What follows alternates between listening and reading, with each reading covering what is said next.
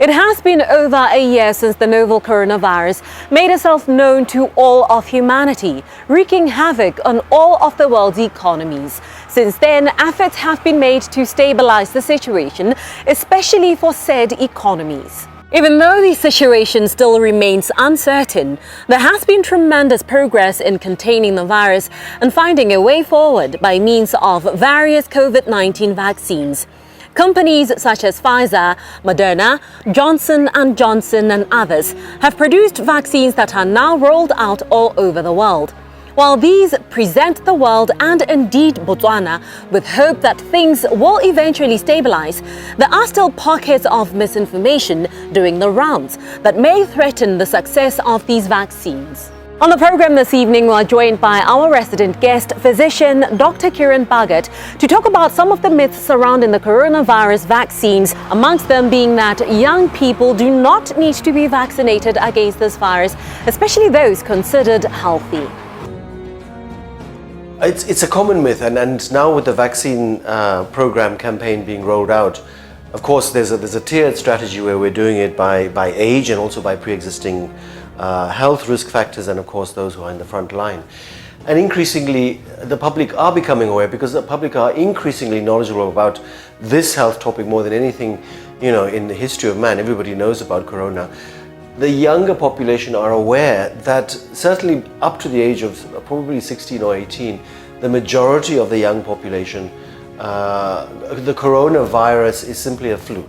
It's a 1 or 2 day affair. If not, the majority are without symptoms. It may be a sniffle, a slight temperature, and it's over and done with. And so increasingly the youth are asking, why should we bother taking this vaccine?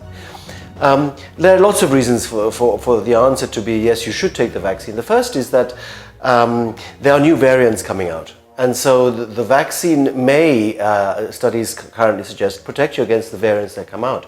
We've talked about in previous series about the South African variant, or we shouldn't call it the South African variant because it's around the whole of the Southern African region, the B.1.351 and then the B.1.1.7. They have strange names, the one in the UK variant and the Brazilian variant, and there are more to come out. As we've discussed, this is a virus that's new to the human body, so the vaccine may protect the younger population.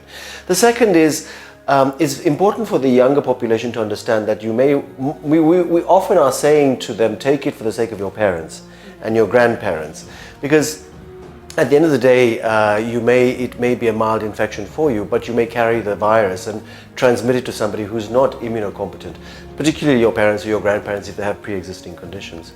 And the third is that with time, as they get older, you never know whether things are going to change. The virus is changing on a daily basis. Our concepts of how the virus attacks the system changes as well. And as we'll talk about later on in the program, there is what is called the long COVID syndrome, where even the younger population who have seemingly had no symptoms during the COVID infection develop post-COVID symptoms. The fatigue, some people get brain fog, loss of memory, muscle cramps, and these things can occur even after you've had a seemingly mild episode of COVID infection as a young person. In France, for example, they're now conducting trials, because most of the trials have been done in middle-aged to the elderly, not in the younger population, but the French have started a trial looking at vaccinating children from the ages of 9 onwards to see what the effects are, what the consequences are, and how protected they are. So this is a work in progress, and at the present the idea from the WHO is please take the vaccine if you are 18 years and over and when your time comes. We have so many vaccines now in the market that came out within the space that we've been living through this pandemic, and the general concern is that because these vaccines were produced in such a short amount of time, it feels like they're rushed and therefore unsafe. Absolutely. I think the public are unaware that it seems to the public that the vaccines were developed in the year of the pandemic, from 2019. But one must remember that the novelty with which these vaccines have been produced has been a work in progress for over 10 years. The Ebola vaccine, the Zika vaccine, the H1N1, the initial one that occurred in the Middle East, the MERS epidemic. These are infections and epidemics that occurred, which allowed scientists to build up the technology that now looks like it was overnight technology. You know, many of these technology has been a work in progress for almost a decade, which is about the time it takes for a vaccine to be rolled out. So it is a misconception amongst the community that it's been rushed out and that it has been improperly or not properly analyzed and assessed. And the trials that were done, speaking as a pharmacologist, the trials that were done were rigorous, randomized, placebo-controlled trials, which basically means they were just the way we'd run any drug trial. So the outcomes are to be believed, and if one looks at some of the data coming out in countries where they've vaccinated over 70 or 80% of the population, there are dramatic declines in both COVID infections, hospital admissions, and death from COVID. So this is really something that the public needs to be aware of, that it has not been something that has been rushed and squeezed into a short period of time because we're panicking. Still on the issue of safety, some people feel, especially anti-vaxxers, feel that the ingredients used in these vaccines are unsafe and unethical.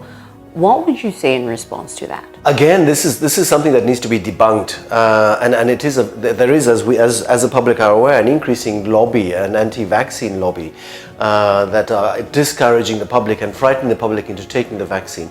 You know, we give vaccines from the time a baby is born, and you know, with the recent scare with the AstraZeneca vaccine causing blood clots, you know, even if it were true, and currently it has been discredited by the EMA, the European Medicines Authority, and the FDA, the Federal Drug Administration in the United States, that these things are ill-founded and not true.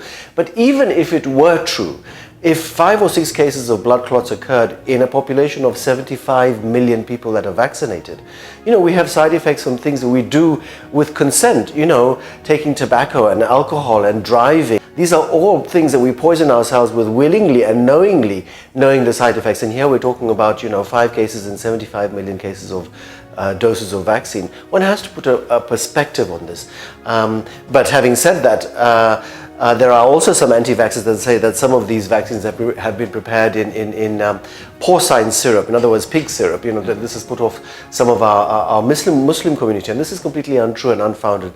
These vaccines are produced in what are called stem cell lines, which are pure and originate decades old from laboratories, and the mRNA vaccine is actually a fragment of the coronavirus which is covered in a fatty envelope, so there's nothing there that is unethical or unsafe for the vaccine to be taken. There are a few side effects that occur with any vaccine. If somebody has taken a flu vaccine, they'll know that in some situations the body's recognizing that something foreign has happened, and it generates an inflammation. So you get a little bit of inflammation, a bit of swelling at the site of the arm where the vaccine was injected, because that's where the vaccine is working, and the artillery in your body wakes up and starts to fire, and so you may get a bit of a temperature and a bit of a fever, but it fades in the majority of people.